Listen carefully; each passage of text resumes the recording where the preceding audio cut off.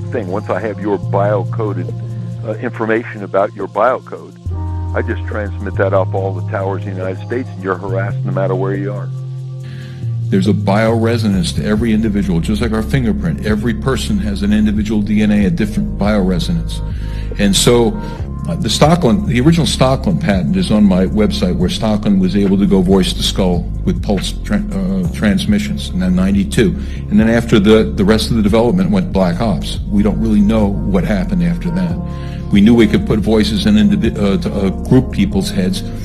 What they did, and I know from the Russian translation from Cheryl Welsh, from reading all her translated psychotronic stuff from Russia, that they figured out how to biocode these microwaves so that it can attack specific individuals. Once they have your DNA, they take the DNA and they put your DNA code in a supercomputer.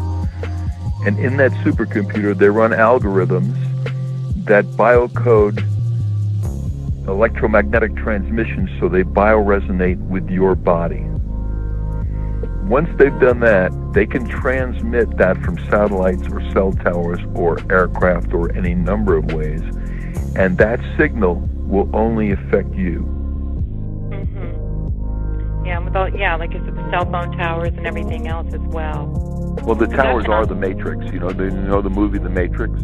As an example, if I go into a city location and I'm testing an environment, I can see probably anywhere from 30 to 60 Wi-Fi access points.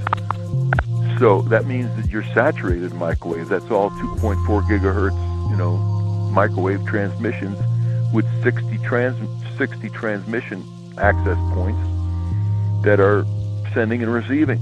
The Human Genome Project was carried out at the Lawrence Berkeley National Lab, where I was a staff scientist for 5 years.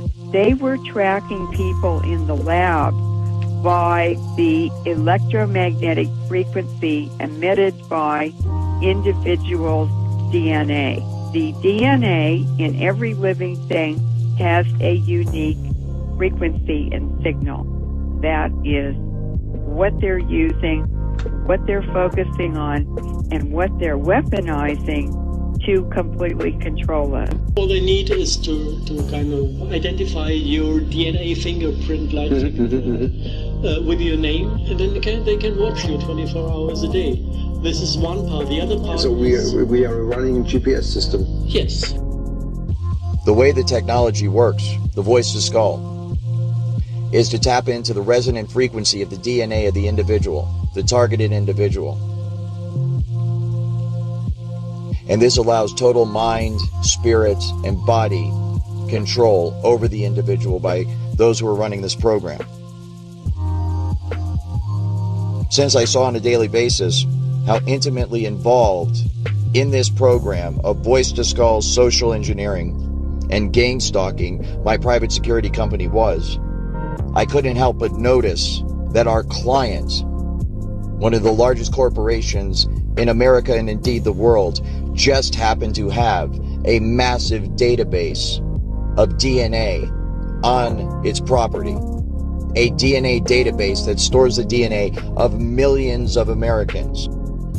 Their emotions, their thoughts, their minds, their heartbeat, their muscle movements, their dreams, their thoughts. Everything they see and everything they hear is all recorded and manipulated by this technology. And all of this is made possible by the people running this program, utilizing the technology to tap into the resonant frequency of the individual's DNA. So they can broadcast this from a satellite, a tower, over many, many miles. And yet only that particular person, the targeted individual with that particular physiological signature or DNA signature, will actually pick up the sent message, correct? That is correct. The digital receiver is the human brain. Okay, so you could be standing in a room full of 100 people. The stream of energy, the stream of electromagnetic hits everyone, but you're the only one who gets it. That's what I was saying, yeah. It would pass right through and around everyone, and they would not even sense anything. but the victim would absorb the energy and feel its effects, because only the victim possesses that specific brainwave signature, which the stream of energy is tuned into. The supercomputer begins to monitor all electromagnetic activity of the victim's brain by way of this bidirectional stream of energy. And it begins to monitor and download all that information back into its database. The supercomputers are designed to clone, to download one's entire persona and psyche back into its database. Because of my responsibilities in surveillance as a otherwise normal security specialist, I was showed this technology at work. And it was through the perspective, of course, of the camera, and what I was told that it was obvious it was being used through the eyes of the targets. So I have seen it, and it is absolutely remarkable. It's just like a first-person, video game or something where you see right through the eyes of the individual. When we look through our eyes, there are photons hitting the outside of our face. They don't actually make it into the part that thinks. The part that thinks is looking at something else. It's looking at some kind of weird compressed signal. Basically, those optical signals are interpreted by the brain, and then you perceive them as vision. You perceive them as pictures and so forth, but this is all electrical signals within the brain. And so the exact same thing, the data is taken in through the eyes, and then your brain renders it in a visual form that we know as sight. The exact same thing happens with the computer. The data is sent to the computer, then it is rendered in the form of a picture that people can look at. Images, like natural images, like what I'm looking at, have so much structure that they can be shrunk and compressed into a very tiny, what AI people call representation. So what our brains seem to do is build a very, very good compressed representation of the world. Call it a model. So just like if I have a building and there's like a blueprint or a scale model of the building, imagine I have the whole world and all of its concepts, and I shrink it down into this weird compressed representation so that it fits inside my brain. The exact same thing happens with the computer. The data is sent to the computer, then it is rendered, and from what I understand, that's where this technology is right now. The cutting edge is trying to marry, the software that's used to render it on the computer and the actual detecting of the signal and the hacking of the signal within the human mind.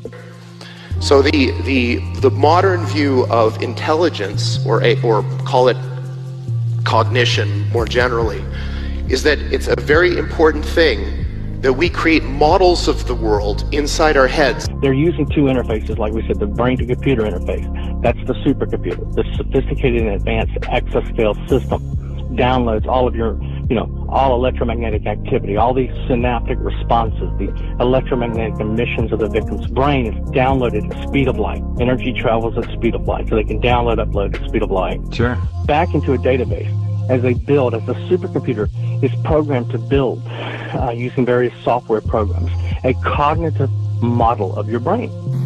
And what we are trying to do is to use this precious knowledge to build machines that can actually create, manipulate, and use these parallel realities in the service of this one. We want to grab those parallel realities from this abstract space in which they live and crunch them down into this chip.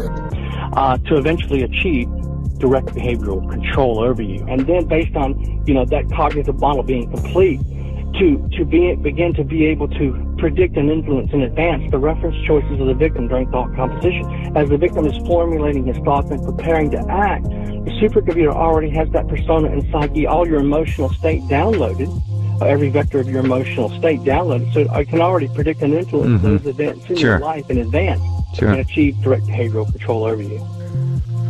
And they had created a digital model of Earth and everybody in it, down to a digital GPS coordinates model up to even a vertical dimension of 1.5 centimeters, every building, every roadway, everything. And what they want to do is create an Internet of Things where in digital space they know exactly what you're doing in real time. They want to know in real time what shows you're watching, what sandwich you're eating, what part of the house you're walking around. They want to know everything. Where they are literally just seeing what it's like for someone to eat a sandwich, what it's like, the emotional response and the brain activity when someone is insulted, when someone gets love, when someone interacts with someone, all of these different aspects of the human experience, so that my original thought was that they are using it to be able to program the technology itself. Robots the smartest people. artificial intelligence, AI. The idea is to port the software from the human brain. So what you've heard about AI is not what we mean by AI. What we mean by AI is a software system that can do literally anything that a human can do. Literally anything. In fact, the very nature of the research and development program that is going on in Seattle, Washington, and I think by extension what's being done to TIs around the country is very largely geared towards the monitoring of human beings for the specific purpose of recording every aspect of human existence, to monitor our thoughts, to monitor our emotions and our feelings, to inform computer software that is used on robots, that is used on computers themselves, to make them as human-like as possible. And obviously, computers are better at things than people in lots of different ways. So now imagine, not only can they do everything that a human can do, but they can do everything that the best human at any task could do better than them. In 2003, they launched what's called the AI system, which is a intelligent supercomputer with the intelligence of a human being. In other words, a smart human being.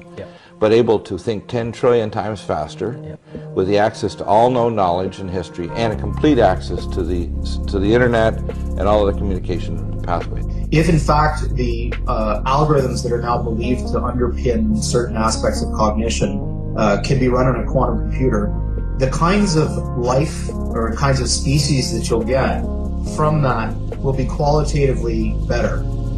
What you might get is a sentience which is fundamentally different and better, in the sense that they'll learn things faster, they'll have deeper insights, they'll be able to predict into the future farther, they'll be able to take actions that have access to understanding that we don't. That's in a sense what I'm talking about, is that if you could build an intelligence that had a deeper ability to speculate about the outcome of its actions, you might be able to get something that was qualitatively smarter. You would say, if you wanted to, it's hard to define intelligence, but qualitatively better to predict the future more effectively than any human biological brain could do. So you're dealing with a system of remote neural networks. That's what's targeting you, okay? Remote neural networks, okay, with a will, intellect, and emotion of their own.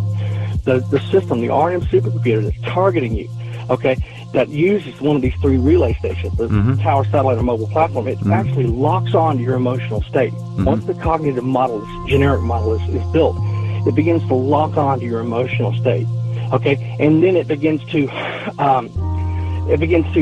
not just to monitor, but to manipulate that emotional state. They need to map out all 7 vectors of the emotional state of the victim in order to create this cognitive model, this reverse engineered will, intellect, and emotion. That's your human soul, by the way, okay?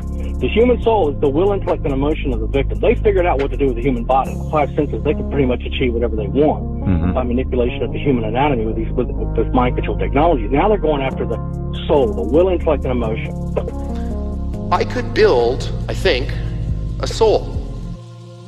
Here's how I would do it. I copy you exactly into a digital environment. Everything about you. Imagine that was possible. It probably is. So if I copy you into a machine, that copy process has all of the properties we were talking about as being a soul. First of all, it's immaterial, because copying, that's not a thing, it's a process. It's immortal. It's just like you. You can put it in any environment you want, heaven, hell, make a simulation. So, all of these things that reside in our heads, these abstract concepts, I think that eventually we can build them, and we have to decide what we want to build. They are building false realities into which they want to induct you so they can play God.